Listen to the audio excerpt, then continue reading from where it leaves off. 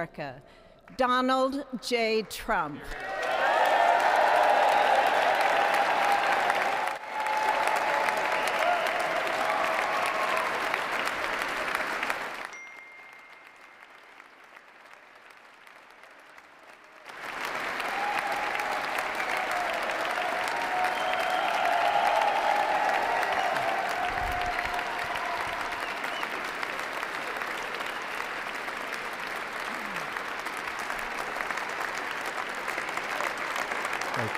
Thank you very much, everybody. Well, thank you very, very much.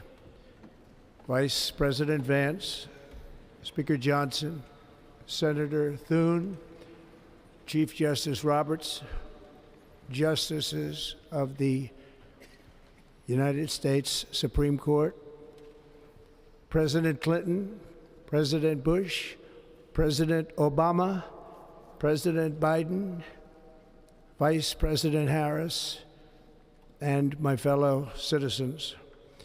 The golden age of America begins right now.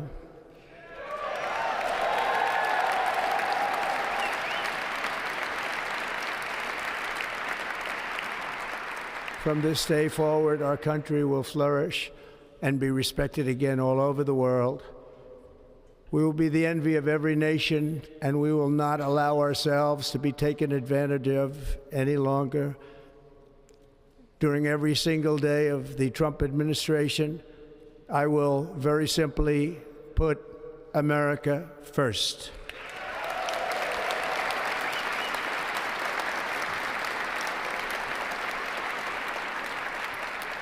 Our sovereignty will be reclaimed. Our safety will be restored. The scales of justice will be rebalanced.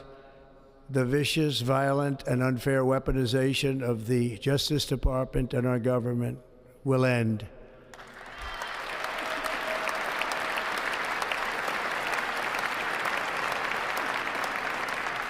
And our top priority will be to create a nation that is proud, prosperous, and free.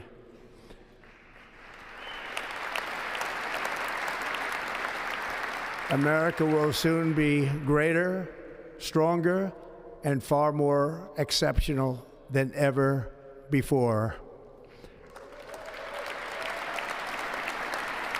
I return to the presidency confident and optimistic that we are at the start of a thrilling new era of national success.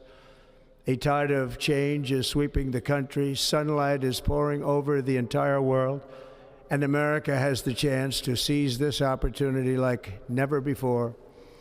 But first, we must be honest about the challenges we face. While they are plentiful, they will be annihilated by this great momentum that the world is now witnessing in the United States of America. As we gather today, our government confronts a crisis of trust. For many years, a radical and corrupt establishment has extracted power and wealth from our citizens while the pillars of our society lay broken and seemingly in complete disrepair. We now have a government that cannot manage even a simple crisis at home, while at the same time stumbling into a continuing catalog of catastrophic events abroad. It fails to protect our magnificent, law-abiding American citizens, but provides sanctuary and protection for dangerous criminals, many from prisons and mental institutions that have illegally entered our country from all over the world. We have a government that has given unlimited funding to the defense of foreign borders, but refuses to defend American borders or, more importantly, its own people. Our country can no longer deliver basic services in times of emergency, as recently shown by the wonderful people of North Carolina, been treated so badly.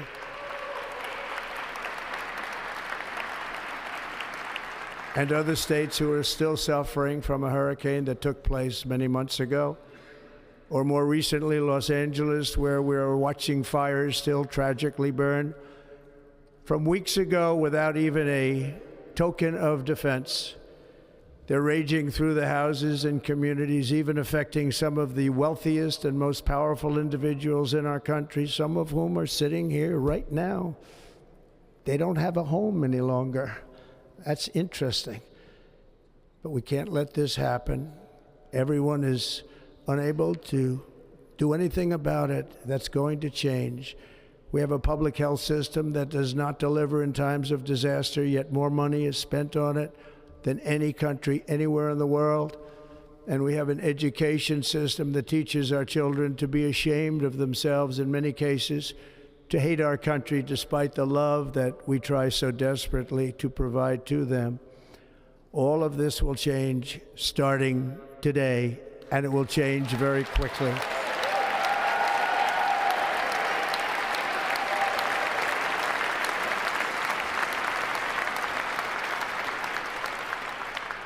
My recent election is a mandate to completely and totally reverse a horrible betrayal and all of these many betrayals that have taken place, and to give the people back their faith, their wealth, their democracy, and indeed their freedom.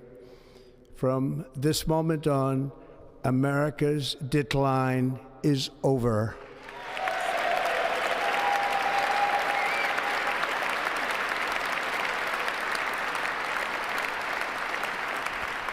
Our liberties and our nation's glorious destiny will no longer be denied, and we will immediately restore the integrity, competency, and loyalty of America's government. Over the past 8 years, I have been tested and challenged more than any president in our 250-year history, and I've learned a lot along the way. The journey to reclaim our republic has not been an easy one, that I can tell you. Those who wish to stop our cause have tried to take my freedom and indeed to take my life. Just a few months ago in a beautiful Pennsylvania field, an assassin's bullet ripped through my ear. But I felt then, and believe even more so now, that my life was saved for a reason. I was saved by God to make America great again.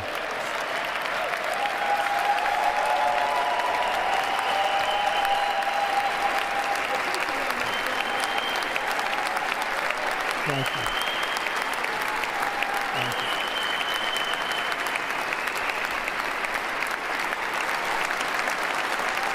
Thank you very much.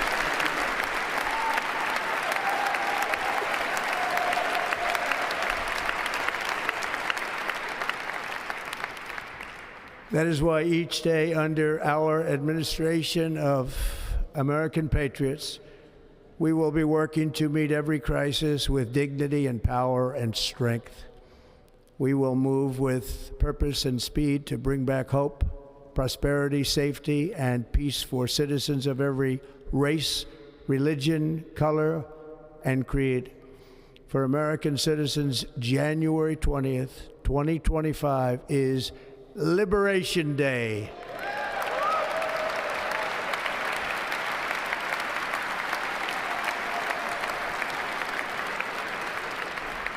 It is my hope that our recent presidential election will be remembered as the greatest and most consequential election in the history of our country.